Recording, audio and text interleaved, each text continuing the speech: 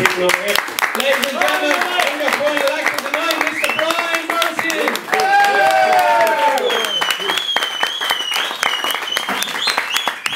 Thank you very much. 7 minutes left, ladies.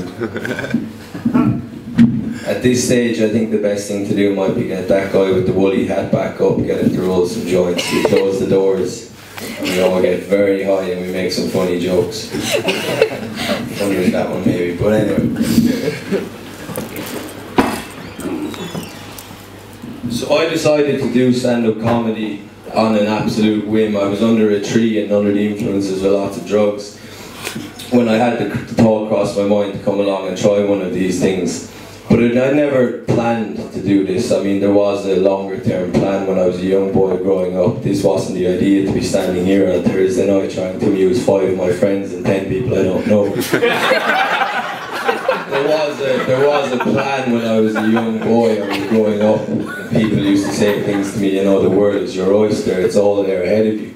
And that's the way it looked like. I grew up in a country, I mean, I was born in 1990, and most people here would have been born into a country pre-Celtic Tiger. And that meant we have a little bit of modesty. We're not like some of the shits that are grown up and are there today. But we grew up and we almost developed, and we came along one day and there was this thing out there. There was money everywhere. You were introduced to your older cousins who were once just boring people like you, and all of a sudden they had tall girlfriends, they had fat wallets and BMW 3 Series. And you were thinking, how the hell does this happen? I said, it's the Celtic Tiger. You're going to leave school, you're going to be like him. So I said, okay, I'm going to go to school, I'm going to develop all these things, I'm going to study and study and study and study. So I did it. I went to school, I did transition year, I did all the projects, I did the volunteering, I helped old people, I went to Africa, I did it all. I went to college, I did 3 more years. And then I came out, I ran out, I went to have a degree, and everyone went, it's over, it's over, it's gone. You, my friend, owe the Germans 400,000 euros. I said, how do we owe the Germans? No, not we. We owe them 80 billion. You owe them 400,000 euros. I said, I was in Germany during the summer. It's a fucking awful country. How did we end up owing that much money? Possibly I could go over there maybe and sell them. If we sold you crack, as in not the drug, but if we sold you entertainment, would you be happy, no? Okay. No, not judging on tonight's performance. If they're reps here and they're looking for an alternative for comedy, we've let ourselves down badly, people, and we have a long, long way to go. So I came out of college and I thought about it. And I ran around and I gave out CVs, and I shouted at people, I said, I'm here, I've arrived. I want my tall girlfriend and the wallet and the BMW 3 Series. And people said, no, it's over, it's all gone. You can forget about that. Your job, here's an internship. I said, internship, great. I said, I had an interview with a lady, she's a lovely lady. She said, I have an opportunity for you. An opportunity? That's what I've heard that word before. It leads to things like tall girlfriends and BMWs, etc. Not this internship. I said, what are the hours? She said, you do it in your own time. I said, fine. I said, where are you based? We're not based anywhere. I said, how much am I paid? You're not paid. I said, this doesn't sound very good. She said, well, it's not, but it's the best I can offer you. She said, fine, I'll get a job in a cafe and I'll try comedy. So that's why I'm here. And this is where we're all standing here. I thought about immigration. You have to talk about immigration, but immigration has lost all its grit. It's lost the nitty grittiness that it once held. There was once a time of coffin ships. Coffin ships, that's when immigration meant something. When you were an 11-year-old and you were put on the bottom of a ship with 11 brothers and sisters and a barrel full of rats, and you were told in a month's time you'll be at the other side and you'll be okay. But now you've got middle-aged men crying because they can't go to Coppers, they're in the airport, and you have to go to Australia.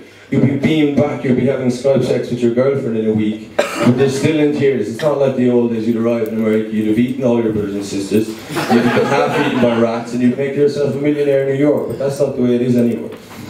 It's bullshit, it's not the same way, and it's not going to work, and I'm not going to buy into it, because I don't want to go to Canada or the UK or Australia and be one of those people who goes over there and takes photos on Bondi Beach all day and sends it back. So I said I'd stay and stick it out. So I got a job in a cafe. Now, I work in a cafe in Ranelagh. Now, I don't know how many of you know Ranelagh, but it's in Dublin 4, and that's one of the places that went absolutely apeshit during the good years. Land Rovers, it's a ridiculous place. It's just money, money, money, currency all day long. And the thing is, there's the dregs of it, they're still there. And they still come and they annoy me every day, and I have to deal with it, and I'm reminded that I'm a person serving them food while I have no money because of what they did to the country.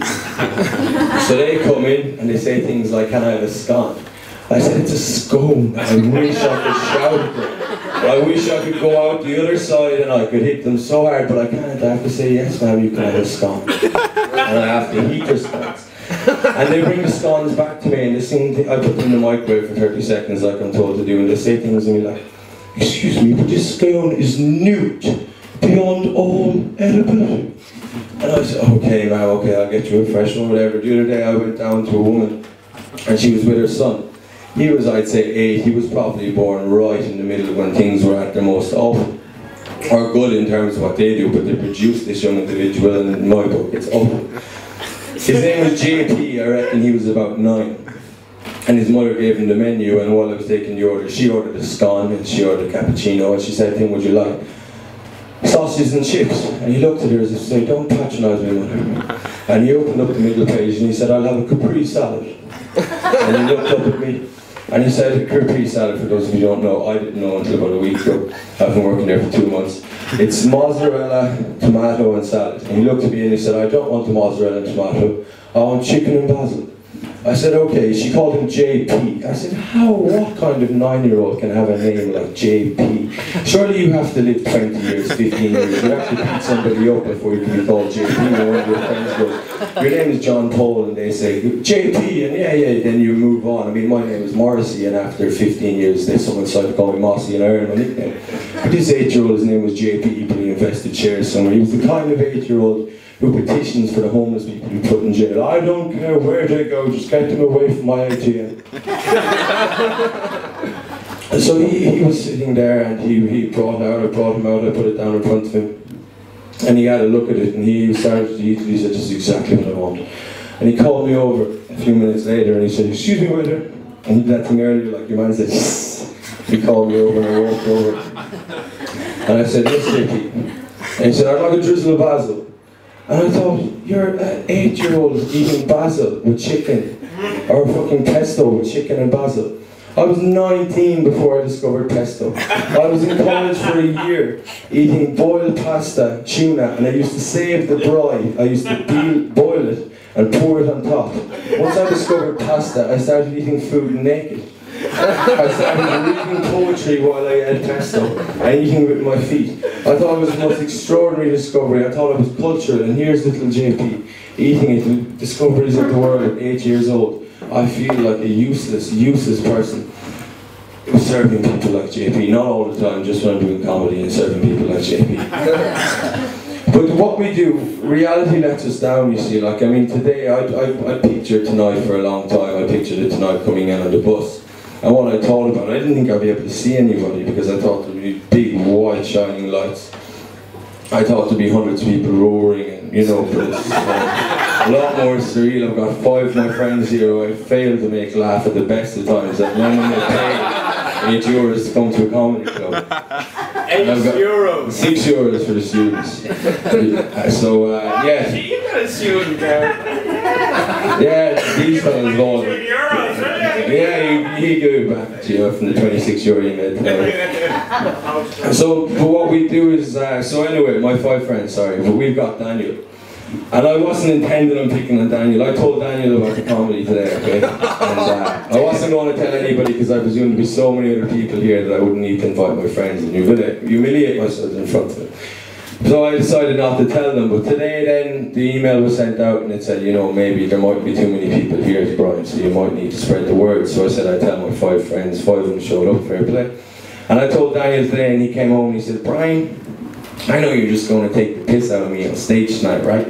And I went, no, Daniel, I've got a big session lined up and whatever, but now I'm here and it's worked out like this, so Daniel, I'm going to have to take the piss out of you. I had met Daniel 2 days, the guys from California, they live with me and they're great guys, whatever.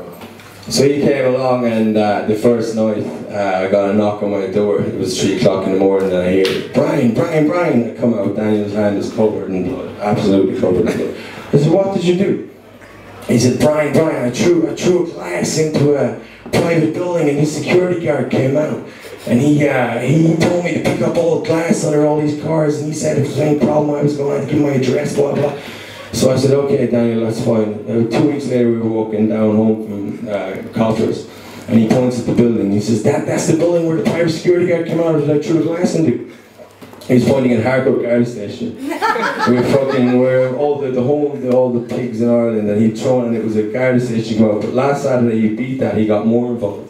We were in the Kitchen nightclub in Temple Bar, an absolute kick, ladies and gentlemen, okay?